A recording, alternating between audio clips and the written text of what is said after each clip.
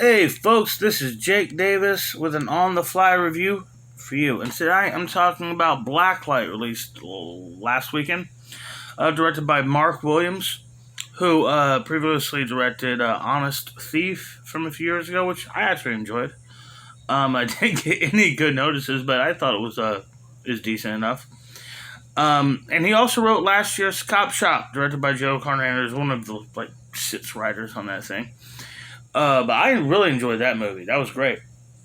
And, this movie stars Liam Neeson, Aidan Quinn, and Emmy Raver Lampman, whoever that is, the girl. The whole setup here is Liam Neeson he is an FBI agent who is a Vietnam veteran who has severe, Jesus Christ. Give me a second. Kids are watching Disney and it's just really loud.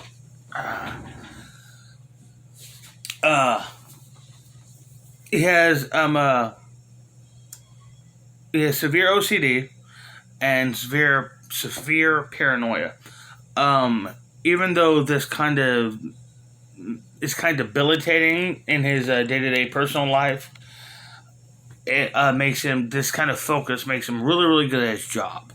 He's a man with some skills, But his job is he is the guy you send in to extract undercover as FBI agents when they've gotten in too deep. And on one of these jobs, his dude gets away from him, escapes, and it turns out this guy wasn't so much he got in too deep is that he was just going to talk to the press. And that's where we're wanting to bring him in. And Liam Neeson starts to dissect everything and find out what's going on. And the big reveal is that this guy was going to reveal that the FBI is having FBI agents assassinate American citizens for political purposes. And, Liam Neeson gets in the fight to do justice to help the media reveal this. I really enjoyed this. It was a really slick action movie. It kept the story going. All the subplots... Shut up, Fisher! All the subplots were just generic and forgettable, and just, felt like one cop cliche after the other.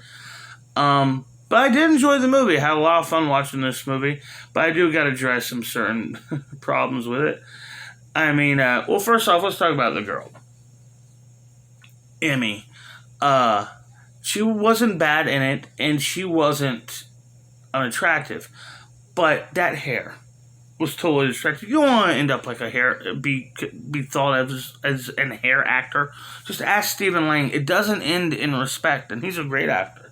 But once you kind of become seen as a hair guy or gal, that gets locked with you. You know what I mean? The hair was so distracting. She looks like she has a dead poodle stapled to her head to look like a mohawk. It's really, really ugly. I'm not saying women can't pull off unusual haircuts, but you gotta find something that fits you.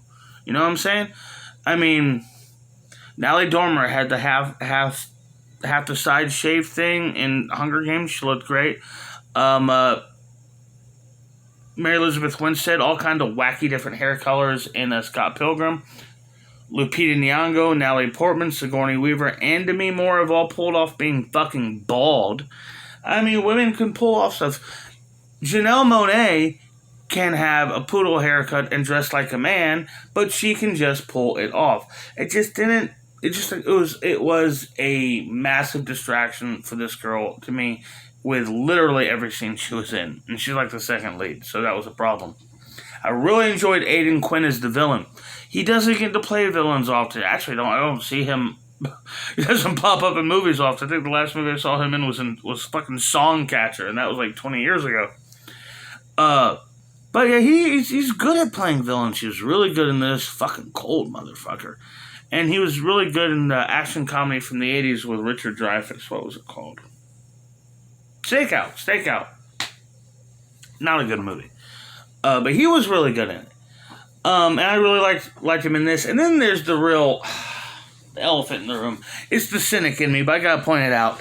The whole crutch of this movie, the whole, hit, is that if the American people found out that the FBI was assassinating American citizens for political purposes, they would cause so much controversy. Well, they are. The FBI has done that. That did come out. People were informed, and no one gave a shit. Because the truth is, in the real world, people don't get outraged about crimes against humanity. They get outraged again about bad casting choices. I like this movie, but the truth is it takes place in a fantasy world where law and order actually matters in Washington, D.C. But yeah, fuck the critics. And yeah, Liam Neeson has done the exact same movie over and over and over again since Taken. But come on, man, you got a family to support. I'm Jake Davis. I'm going to give it 4 stars. Fuck the critics. Listen to Jake. I'm Jake Davis, and I'll catch you on the fly.